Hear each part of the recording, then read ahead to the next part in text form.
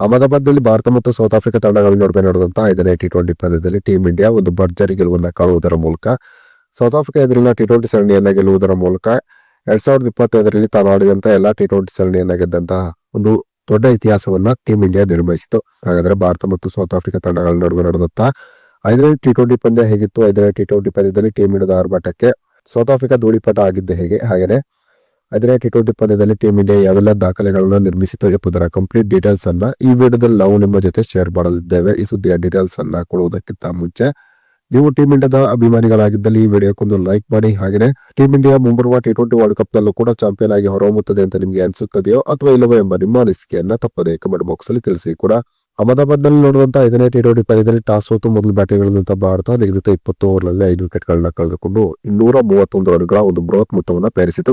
5ನೇ ಟಿ20 ಪಂದ್ಯದಲ್ಲಿ ಸಂಜು ಸ್ಯಾಮ್ಸನ್ ಮತ್ತು ಅಭಿಷೇಕ್ ಶರ್ಮಾ ಟೀಂ ಇಂಡಿಯಾದ ಆರಂಭಿಕ ಬ್ಯಾಟ್ಸ್ಮನ್ ಗಳಾಗಿ ಕಣಕ್ಕಿಳಿದರು. ಇವರಿಬ್ಬರು ಟೀಂ ಇಂಡಿಯಾಕ್ಕೆ 5ನೇ ಟಿ20 ಪಂದ್ಯದಲ್ಲಿ ಒಂದು ಭರ್ಜರಿಯಾದಂತಹ ಆರಂಭ ನೀಡಿದರು. ಮೊದಲ ವಿಕೆಟ್ಗೆ ಇವರಿಬ್ಬರು 63 ರನ್ಗಳ ಒಂದು ಸ್ಫೋಟಕ ಜೊತೆ ಆಟವನ್ನು ಆಡಿದರು. ಸಂಜು ಸ್ಯಾಮ್ಸನ್ 22 ಎಸೆತದಲ್ಲಿ 37 ರನ್ ಹೊಡೆದರೆ ಅಭಿಷೇಕ್ ಶರ್ಮಾ 21 ಎಸೆತದಲ್ಲಿ 34 ರನ್ ಹೊಡೆದರು. ಇನ್ನು ತಿಲಕ್ ವರ್ಮಾ 3ನೇ ಕ್ರಮಾಂಕದಲ್ಲಿ ಬ್ಯಾಟಿಂಗ್ ಮಾಡಲು ಬಂದು ಒಂದು ಭರ್ಜರಿಯಾದಂತಹ ಪ್ರದರ್ಶನ ತೋರಿದರು. ತಿಲಕ್ ವರ್ಮಾ ಕೇವಲ 42 ಎಸೆತದಲ್ಲಿ 73 ರನ್ ಅನ್ನು ಹೊಡೆದರು. ಇನ್ನು 5ನೇ ಕ್ರಮಾಂಕದಲ್ಲಿ ಬ್ಯಾಟಿಂಗ್ ಮಾಡಲು ಬಂದಂತಹ ಹಾರ್ದಿಕ್ ಪಾಂಡ್ಯ ಮಾತ್ರ ಈ ಪಂದ್ಯದಲ್ಲಿ ಅಬ್ಬರಿಸಿದರು. ಹಾರ್ದಿಕ್ ಪಾಂಡ್ಯ ಕೇವಲ 25 ಎಸೆತದಲ್ಲಿ 63 ರನ್ ಅನ್ನು ಹೊಡೆದರು. ಇದರಲ್ಲಿ 5 4 ಮತ್ತು 5 ಭರ್ಜರಿ ಸಿಕ್ಸರ್ ಸೇರಿತ್ತು. ಹಾರ್ದಿಕ್ ಪಾಂಡ್ಯ ಈ ಪಂದ್ಯದಲ್ಲಿ ಕೇವಲ 16 ಎಸೆತದಲ್ಲಿ ತಮ್ಮ ಅರ್ಧಶತಕವನ್ನ ಪೂರ್ಣಗೊಳಿಸಿದರು.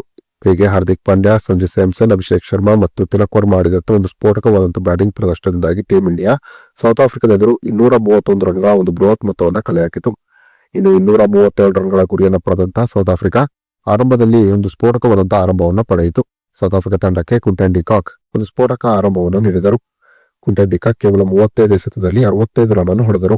ಇನ್ನು 3ನೇ ಕ್ರಮಾಂಕದಲ್ಲಿ ಬ್ಯಾಟಿಂಗ್ ಮಾಡಲು ಬಂದಂತಹ ಡೆವಾಲ್ಡ್ ಬ್ರೇವಿಸಸ್ 17 ಎಸೆತದಲ್ಲಿ 31 ರನ್ ಅನ್ನು ಹೊಡೆದರು.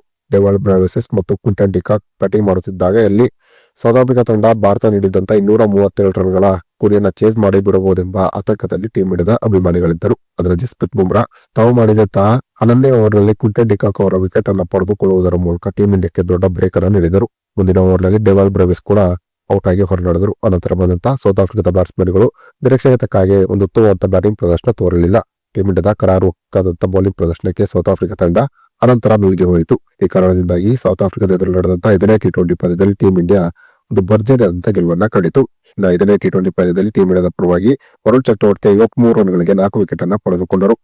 ಇನ್ನು ಸೌತ್ ಆಫ್ರಿಕಾದ ಎದುರು ನಡೆದಂತಹ 5ನೇ ಟಿ20 ಪಂದ್ಯದಲ್ಲಿ ಸಂಜು ಸ್ಯಾಮ್ಸನ್ 37 ರನ್ಗಳನ್ನ ಹೊಡೆಯುವುದರ ಮೂಲಕ ಅಂತಾರಾಷ್ಟ್ರೀಯ ಟಿ20 ಕ್ಯಾರಿಯರ್ನಲ್ಲಿ 1000 ರನ್ಗಳನ್ನ ಕಲೆ ಹಾಕಿದ ದಾಖಲೆಯನ್ನ ಸಂಜು ಸ್ಯಾಮ್ಸನ್ ನಿರ್ಮಿಸಿದರು. ಸಂಜು ಸ್ಯಾಮ್ಸನ್ ಟೀಂ ಇಂಡಿಯಾದ ಪರವಾಗಿ ಅತಿ ವೇಗವಾಗಿ ಅಂತಾರಾಷ್ಟ್ರೀಯ ಟಿ20ಯಲ್ಲಿ 1000 ರನ್ ಕಲೆ ಹಾಕಿದ 4ನೇ ಆಟಗಾರನ ಬೆಹರಮಿಗೂ ಕೂಡ ಪಾತ್ರರಾದರು. ಇನ್ನು ಹಾರ್ದಿಕ್ ಪಾಂಡ್ಯ ಈ ಪಂದ್ಯದಲ್ಲಿ 16 ಎಸೆತದಲ್ಲಿ ತಮ್ಮ ಅರ್ಧಶತಕವನ್ನು ಪೂರ್ಣಗೊಳಿಸುವುದರ ಮೂಲಕ ಟೀಂ ಇಂಡಿಯಾದ ಪರವಾಗಿ ಟಿ20 ಕ್ರಿಕೆಟ್ ನಲ್ಲಿ ಅತಿ ವೇಗವಾಗಿ ಅರ್ಧಶತಕ ಸಿಡಿಸಿದ 2ನೇ ಆಟಗಾರನೆಂಬ ದಾಖಲೆಯನ್ನ ಹಾರ್ದಿಕ್ ಪಾಂಡ್ಯ ನಿರ್ಮಿಸಿದರು. ಇನ್ನು ಸಂಜು ಸ್ಯಾಮ್ಸನ್ ಈ ಪಂದ್ಯದಲ್ಲಿ 37 ರನ್ಗಳನ್ನ ಹೊಡೆಯುವುದರ ಜೊತೆಗೆ ಟಿ20 ಕ್ಯಾರಿಯರ್ನಲ್ಲಿ ತಮ್ಮ 8000 ರನ್ಗಳನ್ನ ಪೂರ್ಣಗೊಳಿಸಿದ ದಾಖಲೆಯನ್ನ ಕೂಡ ಸಂಜು ಸ್ಯಾಮ್ಸನ್ ನಿರ್ಮಿಸಿದರು. ಇನ್ನು ಅಭಿಷೇಕ್ ಶರ್ಮಾ ಈ ಪಂದ್ಯದಲ್ಲಿ 34 ರನ್ಗಳನ್ನ ಹೊಡೆಯುವುದರ ಮೂಲಕ 2025ರಲ್ಲಿ ಒಟ್ಟಾರೆಯಾಗಿ ಟಿ20 ಕ್ರಿಕೆಟ್ ನಲ್ಲಿ 1602 ರನ್ಗಳನ್ನ ಹೊಡೆದ ದಾಖಲೆಯನ್ನ ನಿರ್ಮಿಸಿದರು. ಒಂದೇ ವರ್ಷದಲ್ಲಿ ಟಿ20 ಕ್ರಿಕೆಟ್ ನಲ್ಲಿ ಅತಿ ಹೆಚ್ಚು ರನ್ ಅನ್ನು ಹೊಡೆದಂತ ದಾಖಲೆ ವಿರಾಟ್ ಕೊಹ್ಲಿ ಹೆಸರಿನಲ್ಲಿದೆ. 2016ರಲ್ಲಿ ವಿರಾಟ್ ಕೊಹ್ಲಿ ಯಾವ ವರ್ಷ ಟಿ20 ಕ್ರಿಕೆಟ್ ನಲ್ಲಿ 1614 ರನ್ಗಳನ್ನ 29 ಇನ್ನಿಂಗ್ಸ್ ಗಳಿಂದ ಸಿಡಿಸಿದ್ದರು.